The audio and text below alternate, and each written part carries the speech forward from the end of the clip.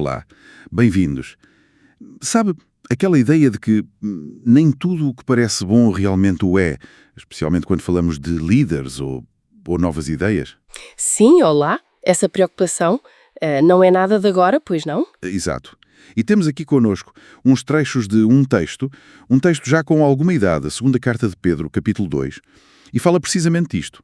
Já havia falsos profetas e, segundo o texto, haveria falsos mestres no futuro. É verdade. E o autor não se poupa, digamos assim, nos detalhes para descrever estas figuras e, claro, para alertar contra elas. Então, é mesmo por aí que vamos pegar hoje. Sim, a nossa conversa vai mergulhar um pouco nestas advertências, quem são, afinal, estes falsos mestres na visão do texto, como é que eles agem e que destino é que lhes é apontado. E aos outros também, não é? Boa.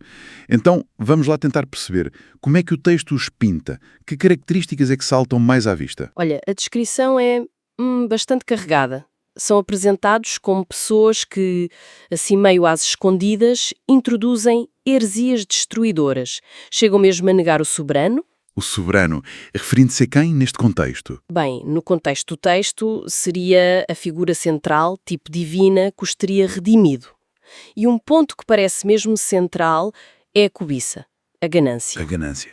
Sim, o texto diz que eles exploram os outros com palavras fictícias, com histórias inventadas, tudo por pura ganância. É uma linguagem mesmo forte e parece que essa ganância não vem sozinha, certo?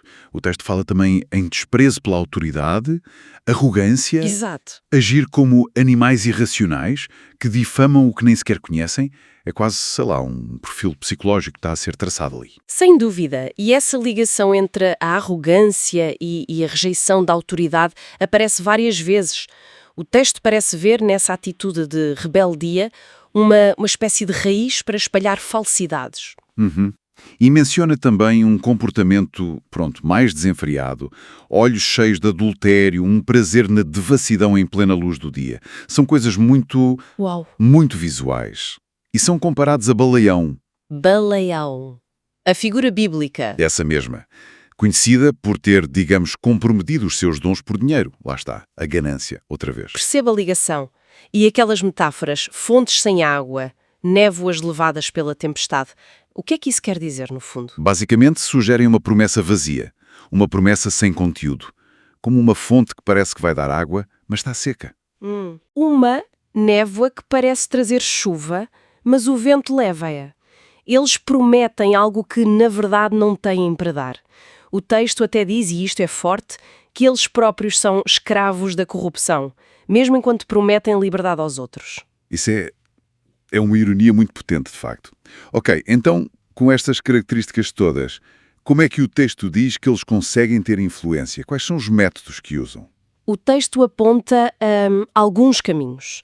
Primeiro, esta coisa da ação secreta, não é? Introduzindo heresias às escondidas. Depois, a exploração com as tais histórias inventadas, como já falamos, apelando à ganância das pessoas. E, muito interessante, o uso de palavras de soberba e vaidade para seduzir. Palavras de soberba. Sim, palavras grandiosas, mas vazias.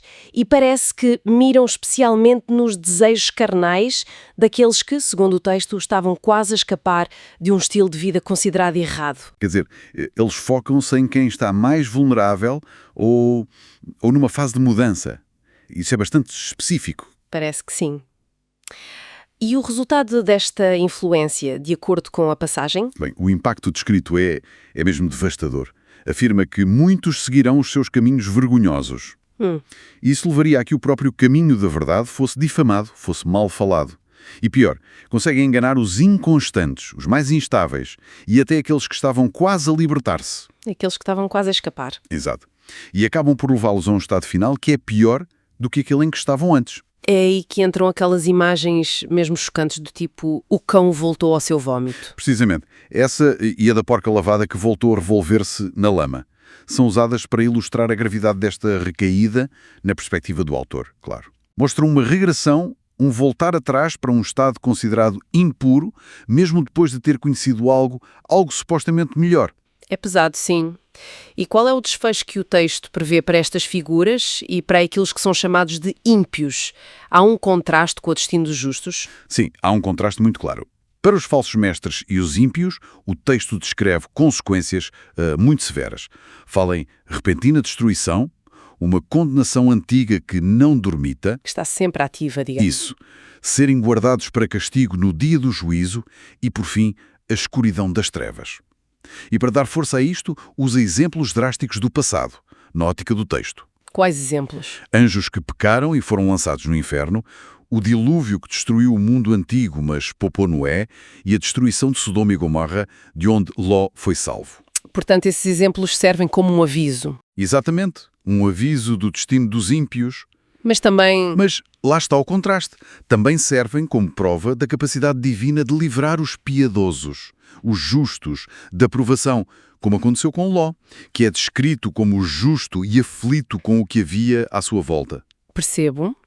Condenação para uns, livramento para outros. É um quadro muito preto no branco. Sem dúvida. No fundo, o que temos aqui é um alerta muito vincado contra aquilo que o autor considera ser engano e corrupção. Ele usa toda a força da retórica que tem, exemplos que considera históricos, metáforas mesmo impactantes para traçar uma linha muito clara entre o que ele vê como verdade e falsidade, e ao mesmo tempo para prometer que os justos no meio disto tudo serão preservados. É uma dinâmica interessante, de facto.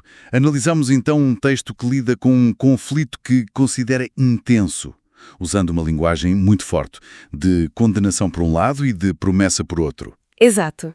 Fica talvez a pergunta, e isto já fora do âmbito teológico específico, o que é que a persistência deste tipo de alerta, que encontramos em diferentes culturas e épocas, talvez nos diga sobre a nossa preocupação humana constante com a autenticidade, com a encontrar guias confiáveis e com o medo, talvez universal, de sermos enganados? É uma boa reflexão para terminar, sim. Essa busca por autenticidade e o receio da decepção parecem ser, de facto, temas muito persistentes na experiência humana.